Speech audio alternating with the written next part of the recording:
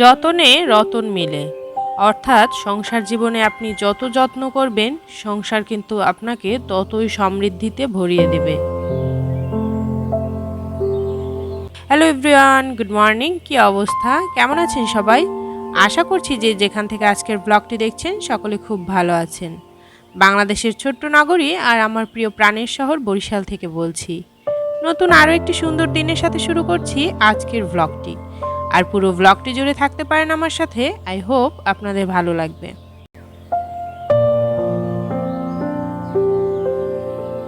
তো আজকের ব্লগটা কিন্তু ছিল সরস্বতী পুজোর পরের দিন। আর সরস্বতী পুজোতে যেহেতু বেশ কিছুটা রান্নাবান্না হয়েছে, এর জন্য কিন্তু বড় পাতিলটা, তারপর টুকটাক থালা বাসন জমে গিয়েছে, রাতের বেলা আর ধোয়া হয়নি। তো ওগুলোই সকালবেলা কিন্তু উঠে ধুয়ে নিচ্ছিলাম। আসলে রান্নাঘর এলোমেলো থাকলে কিন্তু রান্নাবান্না করা একদমই সম্ভব হয়ে ওঠে না, যেহেতু আমার রান্নাঘরটা অনেকটাই ছোট।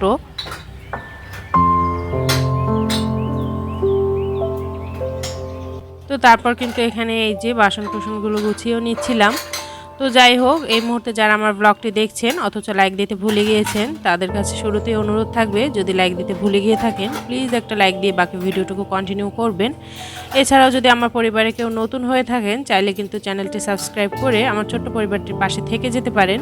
এছাড়া কিন্তু আমার প্রত্যেকটা ভিডিওতে নতুন নতুন অনেক আপুরা অ্যাড হচ্ছেন। তো আপনাদের কাছে অনুরোধ থাকবে, আপনারা অ্যাড হয়ে আমার কমিউনিটি পোস্টে একটা লেটার দিবেন, তাহলে কিন্তু আমি সুযোগ মতো সবার পরিবারে পৌঁছে যেতে পারবো। আর এই যে এখানে কিন্তু রান্নার আগে গ্যাস ওভেনটা মুছে নিচ্ছিলাম সুন্দর করে। তো এরপর রান্নাটা বসাতে গেলে কিন্তু আসলে একটা শান্তি শান্তি অনুভব হয়। আর রান্নাঘর যদি এলোমেলো নোংরা থাকে তাহলে কিন্তু রান্না করার সময় একদমই শান্তি পাই না। আর যেদিন ভিডিও করি সেদিন তো আরও একটু বেশি পরিষ্কার রাখতে হয়, যেহেতু ভিডিও দেখার একটা সৌন্দর্য আছে।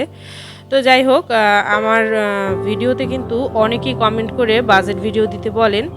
তো যেসব আপুরা বিভিন্ন ধরনের বাজেট ভিডিও দিতে বলেন, গত ভিডিওতেও একটা আপু কিন্তু বলেছেন যে তার হাজব্যান্ড প্রবাসী আর সেখান থেকে টাকা পাঠায়। তো সেখানে একটা আপু তার সংসারের হিসাব দিয়েছেন আর বলেছেন যে কিভাবে খাবার মেনুটা সাজালে আসলে আপনি কিছুটা সেভ করতে পারবেন। আসলে আমাদের যারা আমরা গৃহিণী, আমাদের সবার কিন্তু একটাই চিন্তা থাকে, যেভাবে মানে কিভাবে সংসার খরচ থেকে একটু টাকা বাঁচাবো।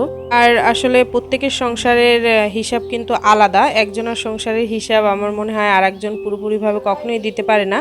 তারপর আমি এই ধরনের ভিডিও করি শুধুমাত্র আপনাদের একটা ধারণা দেওয়ার জন্য, যে এভাবে যদি আপনারা খরচ করেন তাহলে হয়তো বা বাজেটটা একটু কমিয়ে কিছুটা টাকা সেভ করতে পারবেন। তো আপু, আমার এই চ্যানেলে কিন্তু অনেক বাজেট ভিডিও আছে। আপনাকে আমি অনুরোধ করব, আমার পিছনের অনেক ভিডিও আছে এরকম, আপনি দেখেন। ওগুলো দেখে আপনি একটা এমনি ধারণা পেয়ে যাবেন যে কিভাবে আসলে সংসারের খাবার মেনুটা সাজালে আপনি কিছুটা সেভ করতে পারবেন। তো আমার কিন্তু খাবার মেনুটা, তারপর মাছ মাংসের বাজার কিভাবে করবেন, এই ধরনের অনেক ভিডিও আছে। তো আপনি এই ধরনের ভিডিওগুলো দেখলে আশা করছি উপকৃত হবেন, যারা আসলে সংসার খরচ থেকে টাকা বাঁচাতে চান। আর সংসারে একটা জিনিস কি, মানে আমাদের কিন্তু খেতে খুব বেশি খরচ হয় না, খরচ কিন্তু হয় আনুষঙ্গিক খরচটাই বেশি হয়। আপনি দেখেন সারা মাস খেতে, এটা সম্পূর্ণ আপনার পরিবারের চাহিদার উপর নির্ভর করে। আপনি কিন্তু আপনার সংসারটা অনেক মানে অনেক খেয়ে দিয়েও চালাতে পারবেন, আবার কম খেয়েও চালাতে পারবেন, আবার মোটামুটি লেভেলে খেয়েও চালাতে পারবেন।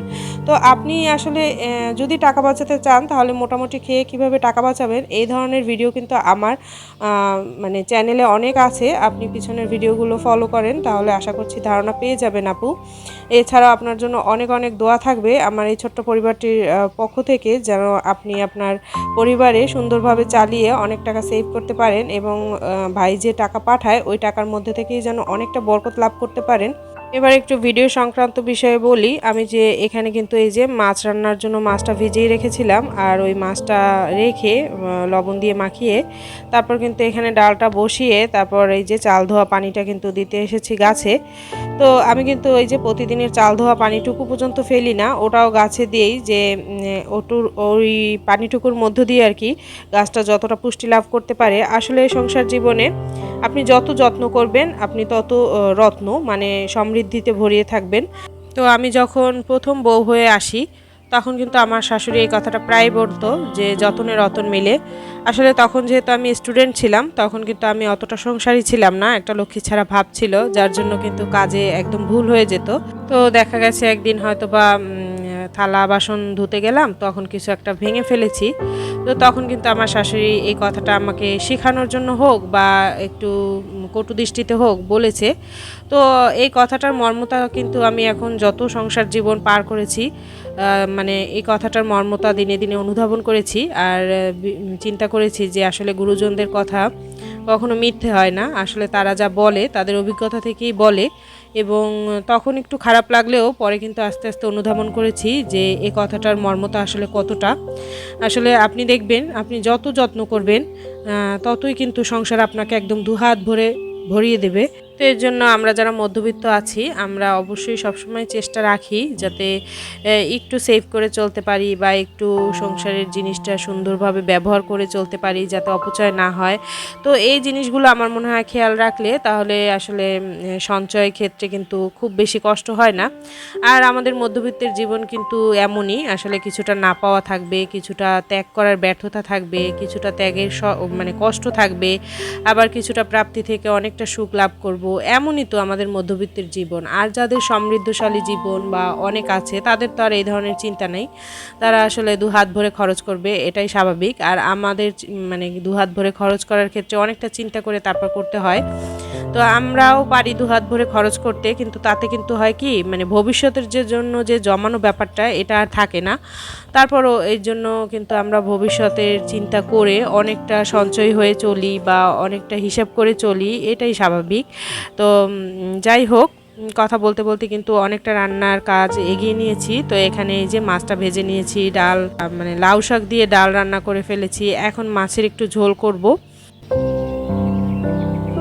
তো যারা এছাড়াও সংসার মানে সংসারের টাকা পয়সা বাঁচাতে চান বা সংসারের খরচ থেকে একটু টাকা সঞ্চয় করতে চান, তারা কিন্তু আরও একটা বিষয় ফলোতে রাখবেন যে আপনি আপনার সংসারের সব কিছুর হিসাব আপনি একটা খাতায় নোট করে রাখবেন প্রতি মাসে। তারপর আপনি দেখবেন যে আপনার সংসারে আসলে কোথা থেকে অপচয় হচ্ছে বা কোথায় একটু বেশি টাকা খরচ হচ্ছে। তো আপনি চেষ্টা করবেন ওইখান থেকে টাকা সঞ্চয় করার। তো এইভাবে করে যদি এই জিনিসগুলো, ছোট ছোট টিপস যেগুলো আমি আমার ভিডিওতে প্রায় বলি, ওগুলো যদি আপনারা ফলো করেন, তাহলে হয়তো বা সঞ্চয় হওয়াটা খুব বেশি কষ্টের না। তো সুন্দরভাবে সব কিছু ম্যানেজ করে তারপরও কিন্তু সঞ্চয় হওয়া যায়।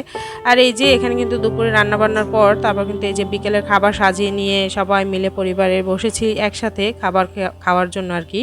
তো এই যে বিকেলবেলা কিন্তু আপনাদের ভাইয়া অনেক খাবার নিয়ে আসছিল, তো অত খাবার আসলে সাজিয়ে বসেছি। তো সব তারপরও খেতে পারিনি, যতটুকু পেরেছি সবাই মিলে খেয়েছি। আর বিকেলে আসলে সে এত বেশি হেভি নাস্তা আনে যে তারপর কিন্তু রাতে খাবারে একদম খুব বেশি রাতে খাবার খেতে কষ্ট হয়, অনেক সময় খাওয়াই হয় না। আর আপনাদের ভাইয়ে যে একটু বেহিসেবি, সেটা তো আপনার রেগুলার ভ্লগ যারা দেখেন তারা জানেনই। আর পুরুষ মানুষ আসলে এরকমই হয় বেশিরভাগ ক্ষেত্রে। তো এর জন্য আমি তাকে তেমন একটা কিছু বলি না, সে তার মতো খরচ করুক আর আমি আমার মতো হিসেব করে জমাই। তো এভাবে করেই কিন্তু আসলে তাল মিলিয়ে থাকি বা চলছি। আর এভাবেই কেটে যাচ্ছে জীবন। তো খারাপ না, আমার মনে হয় এটাই ঠিক, যে দুইজনে একটু ব্যালেন্স করে চলাই ঠিক আছে। একজন একটু বেহিসেবি হলে আরেকজন একটু হিসেবি হবে। তো যাই হোক, এখান থেকেই বিদায় নিচ্ছি, দেখা হচ্ছে নেক্সট কোনো ব্লগে।